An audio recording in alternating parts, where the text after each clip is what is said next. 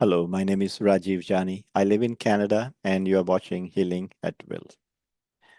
So today I want to talk to you about a very important thing. Uh, and this thing will make you understand how a small number of people in a community with their behavior can influence overall the entire population. This is very, very exciting. I think if you are feeling that sometimes, some people feel that they don't have any power. What can they do? Things are like that. They are not never going to change.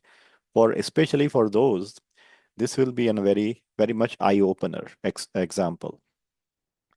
So there is an experiment that I'm talking about, which occurred in about 1950s in Japan, where researchers were trying to study the behavior of monkeys on Koshima Island.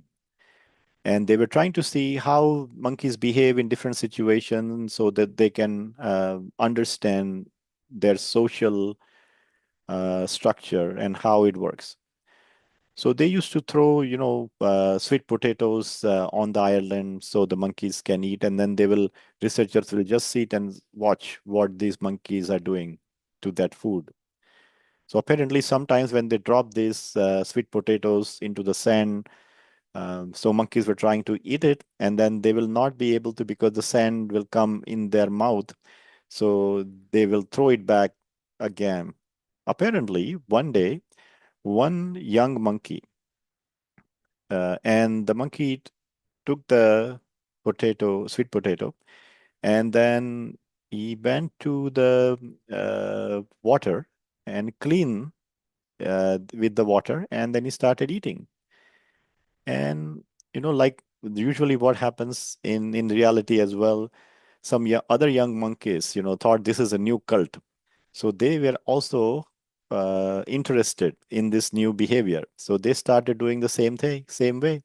They started washing the sweet potato in the water and then before they eat it. And apparently it said that once they reached to a certain number of monkeys who started eating the sweet potatoes in the same way, then as if a large amount of monkeys, like the entire population of monkeys, came to know as if this is the way to eat the sweet potato. So then this particular behavior, it spreads like a wildfire. It spreads very fast among other monkeys. And it was also claimed that even not on this island, when that sufficient number of monkey, they call it as 100 monkey as a metaphor for critical number of monkeys. When that critical number of monkeys I have started doing this, they said even though on other islands, monkeys started replicating this behavior.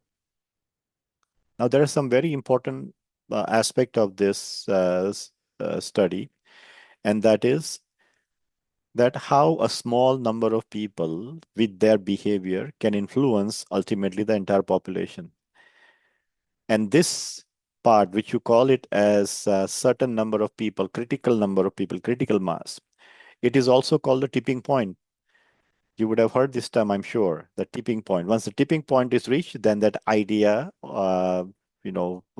goes super hyperbolic and it goes all the way into the population. It spreads very fast in the population. Now, what is that critical mass number of people, or what is that critical mass? So when we come to another experiment done by Transcendental Meditation Research Group. Originally, this meditation group or this process was introduced by Maharshi Mahesh Yogi, and he's got very good organization. They are very resourceful, and they do all those of experiments. So they started doing this experiment in different parts of the world. What they did was that they put some meditators in different parts of the world where the parts were very well known for violent activities or criminal activities. And they noticed that when these meditators were there in that part or in that area or in that town, violent activities reduced, accidents reduced, criminal activities reduced.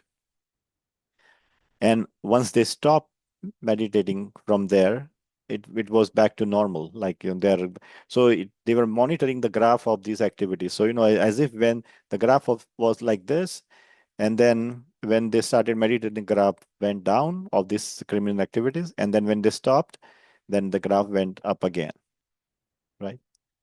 So then, based on certain identification assumptions and certain parameters, they came to a conclusion that when square root of 1% of the population starts behaving in a certain way, it affects the change. So let's take it in a proper perspective. What does that look like? So let's say there is a town or city of 1 million population. 1% of that is 10,000, and square root of 10,000 is 100, which means in a town of 1 million people, only 100 people, they start demonstrating certain behavior. It will affect the population. And then sooner or later, it will be adopted by the population as well. So that's like a tipping point. Okay. So if you are really interested by these experiments, and if you're really feeling that this can really help you in the community wherever you are, so I invite you to go back out in the community and then start forming small groups and start doing some meaningful activities, positive activities, right? Volunteering, meditation. There are many other things you can do, yoga, physical activities, which can make people fit and healthy. And you can influence the group wherever you are, right? And if you would like to join us, we do free Ho'oponopono healing sessions every day, 2 times a day. And we have a group of about 100 plus people. We all get together every day and we do this practice. So come over and join us and see for yourself how we are changing every day by using our small group. We are sending this change patterns throughout the world. Thank you for watching.